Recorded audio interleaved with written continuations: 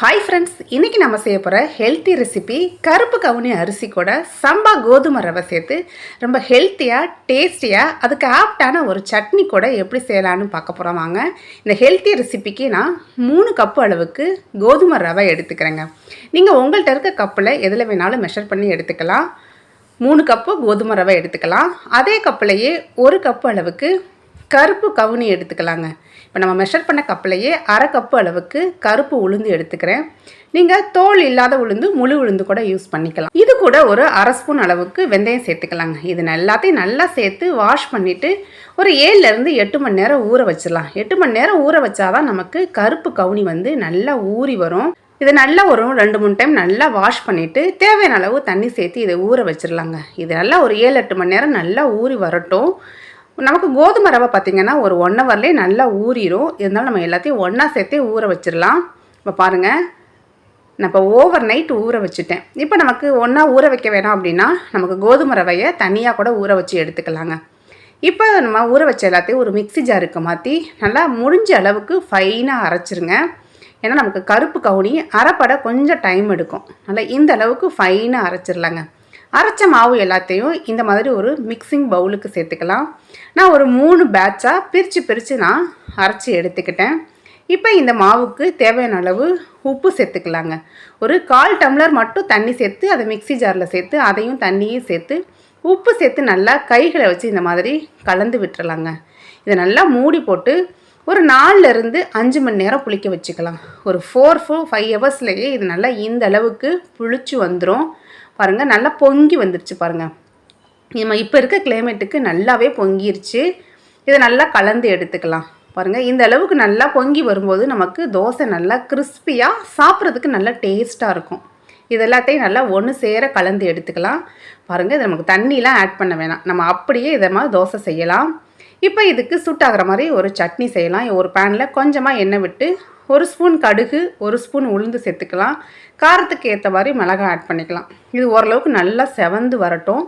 இது நல்லா செவந்து வந்ததுக்கப்புறம் மீடியம் சைஸில் 2 பெரிய வெங்காயத்தை இந்த மாதிரி கட் பண்ணி சேர்த்துக்கலாம். ஒரு 1 நிமிஷத்துக்கு இதை நல்லா கலந்து விட்டுறலாம். இப்போ இது கூடவே ஒரு சின்ன துண்டு இஞ்சி, ஒரு 3லேருந்து 4 பல்லு பூண்டு, மீடியம் சைஸ் தக்காளியாக ஒரு 3 தக்காளி சேர்த்துக்கலாங்க. இது எல்லாமே வதங்குறதுக்கு தேவையான அளவு உப்பு சேர்த்து இந்த தக்காளி வெங்காயம் எல்லாத்தையும் நல்லா சாஃப்டாக வதங்கி எடுத்துக்கலாங்க. தக்காளி வெங்காயம் பாருங்கள் நல்லா இந்த அளவுக்கு வதங்கி வரணும். இந்த ஸ்டேஜில் நல்லா ஒரு ஃப்ரெஷ்ஷான புதினா இலையை ஒரு கை நிறைய சேர்த்துக்கலாம். இது கூடவே நல்லா கொஞ்சம் தாராளமாகவே மல்லி இலை சேர்த்துக்கலாங்க. மல்லி இலையை நல்லா அந்த காம்போடையே நல்லா வாஷ் பண்ணிவிட்டு சேர்த்துக்கோங்க. டேஸ்ட் நல்லாயிருக்கும். மல்லி புதினா சேர்த்து நல்லா கலந்து விட்டு ஓரளவுக்கு நல்லா ஓரளவு சுருண்டு வர அளவுக்கு இதை நம்ம வதக்கிக்கலாம். ரொம்ப அதிகமாக வதக்க வேணாம். இந்த அளவுக்கு வதக்குனதுக்கப்புறம் இதை ஆற வச்சு அரைச்சி எடுத்துக்கலாங்க.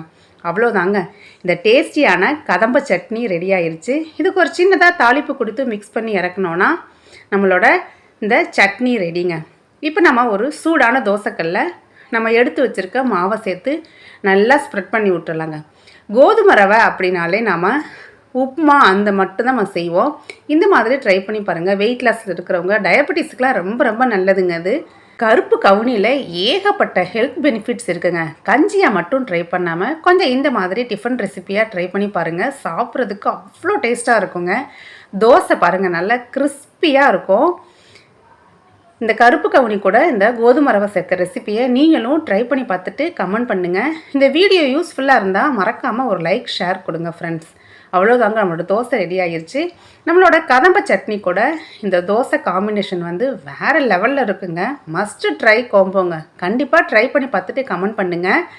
இதே மாதிரி கருப்பு கவுனி அரிசி கூட பாசிப்பயிர் வச்ச ரெசிபி கூட நம்ம சேனலில் இருக்குது. மறக்காமல் செக் பண்ணி பாருங்கள். நான் டிஸ்கிரிப்ஷனில் தரேன். இதே மாவை வச்சு நம்ம வீட்டு குட்டீஸ்லாம் லைக் பண்ணி சாப்பிட்ற மாதிரி நம்ம ரெசிபி செய்யலாம். வாங்க. இப்போ நம்ம எடுத்து வச்ச மாவுலேருந்து இந்த மாதிரி கொஞ்சம் கொஞ்சமாக குட்டி குட்டி தோசையை நம்ம ஊற்றி எடுத்துக்கலாம். இது கூட நம்மளோட டேஸ்ட்டு நம்மளோட விருப்பத்துக்கு ஏற்ற மாதிரி வெங்காயம், தக்காளி, கேரட்டு இது மாதிரி எது வேணாலும் சேர்த்துக்கலாங்க. நான் இன்றைக்கி தோசை கூட பொடி பொடியாக கட் பண்ண வெங்காயம், கேப்சிகம் ஆட் பண்ணிக்கிறேங்க. கேப்சிகம் சேர்க்கும்போது குழந்தைங்கள்லாம் நல்லா கலர்ஃபுல்லாக இருக்கும், லைக் பண்ணி சாப்பிடுவாங்க.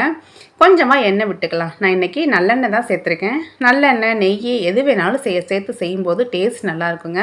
வெஜிடபிள்ஸ்லாம் ஆட் பண்ணதுக்கப்புறம் இந்த மாதிரி லைட்டாக ஸ்ப்ரெட் பண்ணி விட்டோம் அப்படின்னா இதை நம்ம மூடி வச்சு நம்ம திருப்பி போடும்போது வெஜிடபிள்ஸ்லாம் கீழே விழுகாமல் இருக்கும். அவ்வளோதாங்க. இந்த மாதிரி 2 சைடும் திருப்பி விட்டு வேக வச்சு எடுத்தோன்னா இந்த ஹெல்த்தியான கிட்ஸு ஸ்பெஷல் ரெசிபி ரெடி ஆயிருச்சுங்க. உங்கள் குழந்தைங்களுக்கு இது மேலே கொஞ்சமாக கெச்சப்பு அந்த மாதிரி போட்டு கொடுத்தோம் அப்படின்னா இன்னுமே நல்லா லைக் பண்ணி சாப்பிடுவாங்க.